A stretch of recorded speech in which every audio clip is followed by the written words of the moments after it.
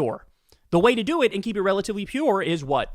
Small dollar donations from the audience. We have a Patreon. We have a Substack for Crystal Kyle and friends. Small dollar donations. People give $2 a month, $5 a month, $7 a month, whatever it is. That's what keeps the show going. Outside of that, I just have the default ads on YouTube, which I have nothing to do with. There's a giant buffer between me and the ad team. I'm fine with that ethically as well, right? That's all. Anytime you start talking to advertisers, you start talking to big money interests, things get fucking squirrely, dog. Because then you have all these bad incentives and you end up in the same place mainstream media is in. Okay. Now, having said all that, Tim Pool has been nothing but rewarded for being a fake independent media hack, a new corporate media hack. Why? Because in the age of Trump, they just want people who are going to suck them off.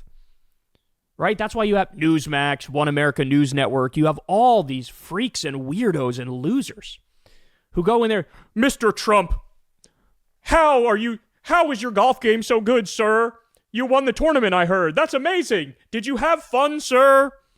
How are you so good at keeping the gangsters and thugs and criminals out of the country, sir? Like, we've seen it. We've covered all this. Sometimes it was so humiliating. Even Trump seemed to feel like, a little too much. You're pouring it on too heavy. But so Tim Pool comes to the White House. You ready for this? He gets the first question to the White House press secretary. This is what I mean. This gives a bad name to all of what people view as new media or independent media. Again, he's not that, but that's how people broadly categorize him. This gives a bad name to all independent media, new media. It is now official. So-called independent media may be worse than mainstream media. Look at the sycophantic, ball-coddling ass question he asked. Ready? Many of the news organizations that are represented in this room have marched in line. Homie was just ripping Zelensky a new asshole for not wearing a suit to the White House. Now look at him. This day was 80 degrees in D.C. He still had on his fucking beanie. He was in Mar-a-Lago wearing his beanie. But I don't see a fucking suit. And look, I care? I don't care. But the point is, he cared when he was using it to bash Zelensky. But now all of a sudden, okay, anyway, let's keep going. We're just getting started here. In this room have marched in lockstep on false narratives, such as the Very Fine People hoax, the Covington smear, and now what's being called the Maryland Man hoax, where an MS-13 gang member adjudicated by two different judges, I believe.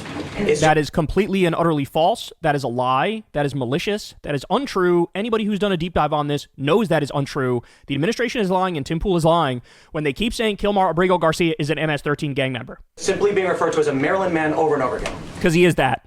Now, in an effort from the White House to expand access to new companies, you've created this new media seat. So I'm wondering if you can comment on following this expansion, you've had numerous outlets disparage the companies that you've had sit here, as well as the reporters. I'm wondering if you could comment on that unprofessional behavior, as well as... fucking wrap it up, homie. Holy shit. I know you love to hear yourself talk, but god fucking damn it. This is not about you. These questions are supposed to be, get pithy with it. Come on, motherfucker. Jesus Christ. This is embarrassing. If you could comment on that unprofessional behavior, as well as elaborate if there's any plans to expand access to new companies. Sure. So do you understand what that question was? You understand what that question was? A lot of these media outlets in here have criticized you and they've been really mean to you. Can you comment on their despicable behavior and pat me on the head and tell me I'm a good little boy for coddling your nutsack? How fucking gross are these? Jesus Christ. God, they're such rank propagandists while at the same time glorifying themselves and filleting themselves and acting like, we're the new media, bro. We're like above the fray. We just keep it real with people, bro. By the way, yet again, here's another example.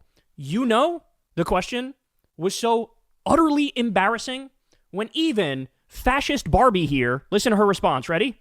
If there's any plans to expand access to new companies. Sure. Well, we certainly welcome diverse viewpoints in this room. Even she's like, hey, dog, ease a little bit with the hot stone massage. You're supposed to pretend to be objective. You're supposed to pretend to actually care about the truth. Can you tell me how bad these other media outlets are and how good I am as a good little lapdog for the regime, please? Well, we welcome a bunch of diverse viewpoints in the room. She's like, hey, this is supposed to be subtle, homie. Propaganda is supposed to be subtle. Oh my God, that's so embarrassing. I'm not done yet, though. I am not done yet, though. So this happened a few weeks back. You ready for this? If this wasn't humiliating enough, which to me it's like, Jesus Christ. Could you imagine me showing up to a press conference in a Bernie Sanders presidency and being like, "Sir, you look so vibrant and so young and so amazing. And I must say I'm in awe of your vitality." Like this is the functional equivalent of that, right? Okay, here we go. So a few weeks back, this is from Jewish Insider, but this was reported at a number of different places. Tim Pool it was April 8th. Tim Pool went to the White House to meet with Benjamin Netanyahu. Benjamin Netanyahu. Now, you would think a smarter person would go, why does this guy want to meet with me? And is this really a good look for me to do this? Not Tim. Oh, not Tim. Here we go. Israeli Prime Minister Benjamin Netanyahu tried to push back against anti-Israel trends in the right-wing media world by holding a briefing on Monday in the Blair House for podcasters and other media figures. Sources in the meeting told Jewish Insider on Tuesday. Among those in attendance were podcasters including Dave Rubin, Tim Pool, and former White House Press Secretary Sean Spicer. Writers Bethany Mandel and David J. Harris Jr., influencer Jessica Krause, commentary senior editor Seth Mandel, and Federalist editor-in-chief Molly Hemingway. In addition to Netanyahu, his diplomatic advisor Ofer Falk, an Israeli ambassador to the U.S., Yechiel later were present on the Israeli side. Pool expressed concerns about increased anti-Semitism and anti-Zionism in the pro-Trump podcasting space. Oh, interesting. He has an issue with anti-Zionism. Anti-Zionism. Now, does the far-right media space have a problem with anti-Semitism? Absolutely. I mean, Nick Fuentes is like a superstar, so I think that's fair. But anti-Zionism is a problem at a time when the Zionists are engaged in an exterminationist project where they're doing a genocide and an ethnic cleansing right in front of our eyes, streamed in 4K. Anti-Zionism is a problem? Oh my God.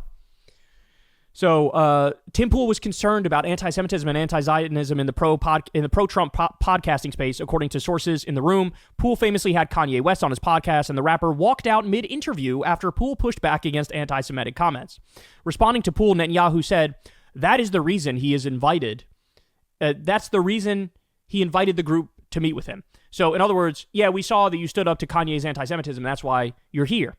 I have another theory. Maybe, just maybe, it has something to do with the fact that Tim Pool was involved in the scandal where Tenet Media was a front company for Russian government money, and he was taking that money, and he was saying things like, Ukraine is our enemy. Maybe it was that. Maybe it was he sees an opportunity. Oh, this guy was a paid hack in another context. He could be a paid hack for me.